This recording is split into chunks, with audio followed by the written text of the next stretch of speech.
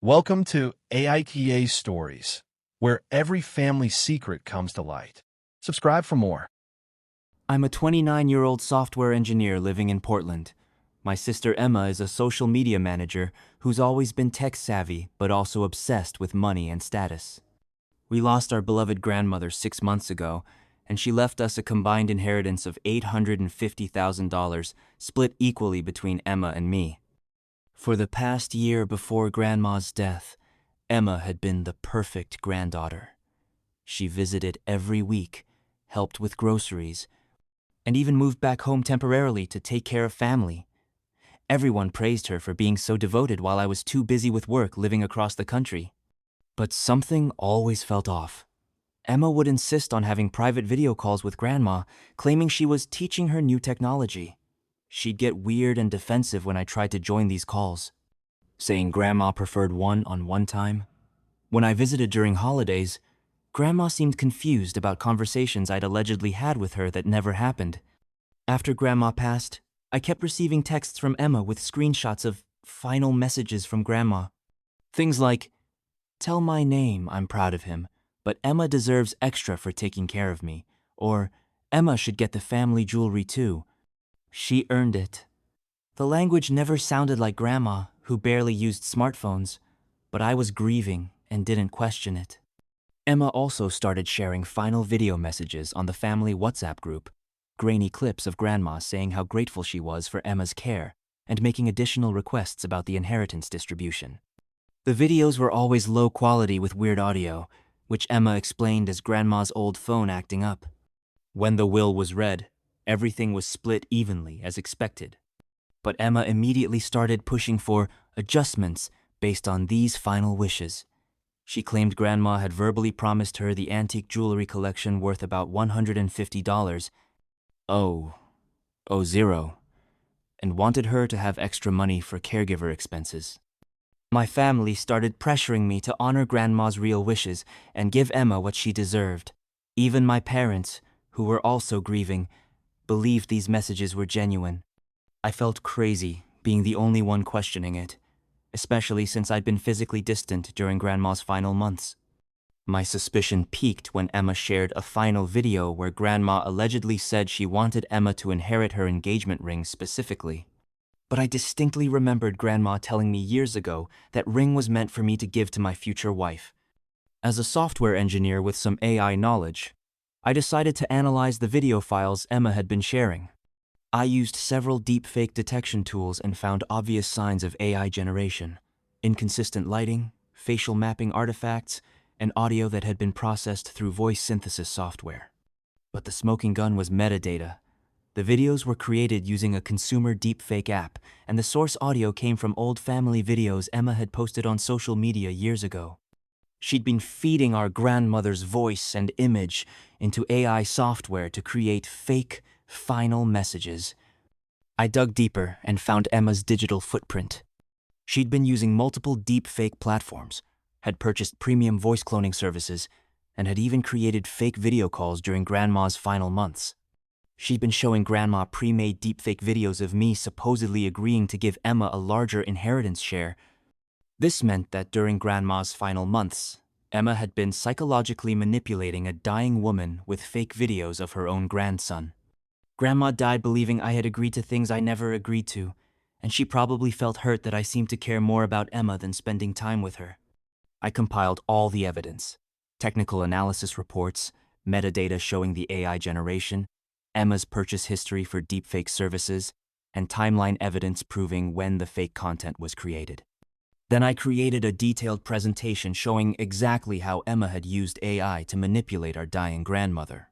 I sent this presentation to our entire extended family, Emma's employer, since she'd used company equipment for some of this, and even reported her to the authorities for elder fraud. The presentation included side-by-side comparisons of the fake videos with the real source material, technical explanations of how the deepfakes were made, and a timeline showing Emma's deception. My subject line was, "How Emma used AI to psychologically abuse our dying grandmother and steal our inheritance." The response was immediate and brutal. Emma lost her job within 48 hours for misusing company resources and ethics violations. My parents were horrified, especially when they realized Grandma's confusion in her final months was due to Emma's manipulation. The authorities opened an investigation into elder abuse and potential fraud. Emma's fiancé broke off their engagement after seeing the evidence. Extended family members who had pressured me to give Emma more money were mortified. Emma had to move back in with our parents after losing her job and fiancé. But the family reaction split completely. My parents eventually supported me but were devastated by the betrayal. Half the family thinks Emma is a monster who abused a dying woman. The other half thinks I'm vindictive for ruining Emma's entire life instead of handling it privately. Emma is claiming I invaded her privacy, and that the deepfakes were just a misguided attempt to honor Grandma's real wishes. She's threatening to sue me for defamation and destroying her reputation. Here's what keeps me up at night. Emma didn't just steal money, she psychologically manipulated our dying grandmother. Grandma spent her final months believing I cared more about Emma, believing I'd agreed to things I never agreed to, and probably feeling hurt and confused about family dynamics that weren't even real. Emma stole Grandma's peace in her final days. She made an elderly woman with declining health believe lies about her own family. That feels infinitely worse than any money she tried to steal.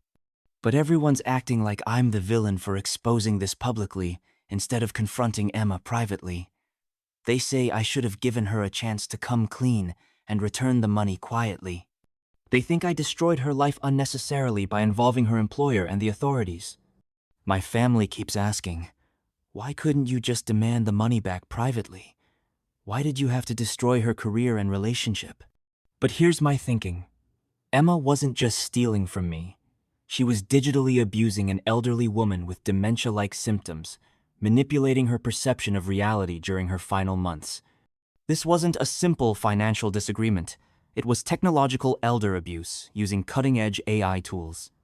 If I'd handled it privately, Emma would have kept the deepfake evidence, probably claimed I was lying, and might have used these same techniques on other vulnerable people. The technical evidence was the only way to prove what she'd done. The authorities are treating this as one of the first cases of AI-enabled elder abuse in our state. Emma could face charges for fraud, elder abuse, and potentially new cybercrime violations. The case is getting media attention because of the novel use of deepfake technology in inheritance fraud. Emma's lawyer is arguing that the deepfakes were artistic interpretation of what Grandma really meant to say, and that there's no precedent for prosecuting this kind of AI manipulation. They're claiming Emma genuinely believed she was honoring Grandma's wishes and that I'm just a bitter brother who couldn't accept Grandma loved Emma more. The inheritance is frozen pending the investigation, which means neither of us has access to the money while legal proceedings continue. The scariest part is how easy this was for Emma to do. She used consumer apps available to anyone, created convincing fake videos of a dead person, and nearly stole hundreds of thousands of dollars. If I weren't technically sophisticated enough to detect the deepfakes, she would have succeeded completely. This technology is available right now. Anyone can create fake videos of their dead relatives saying whatever they want. Emma's case might be the first, but it definitely won't be the last. AITA for exposing my sister's AI deepfake scheme publicly instead of giving her a chance to return the money quietly, even though it destroyed her career and relationships? Update 1. The FBI has taken over the case because it involves federal cybercrime statutes. Apparently, Emma's deepfake scheme is being studied as a test case for new AI fraud legislation. She's hired a specialized tech crimes attorney, but the evidence is pretty overwhelming. Update 2. Emma tried to contact me through our parents, claiming she was protecting Grandma's real legacy and that I was too selfish to see what Grandma really wanted. She still insists the deepfakes represented Grandma's true feelings, that she was just too confused to express properly. The fact that she still doesn't acknowledge that she psychologically manipulated a dying woman tells me I made the right choice going public. This wasn't a mistake or misunderstanding. It was a calculated scheme using emerging technology to commit elder abuse. What do you think? Was I justified in exposing her publicly?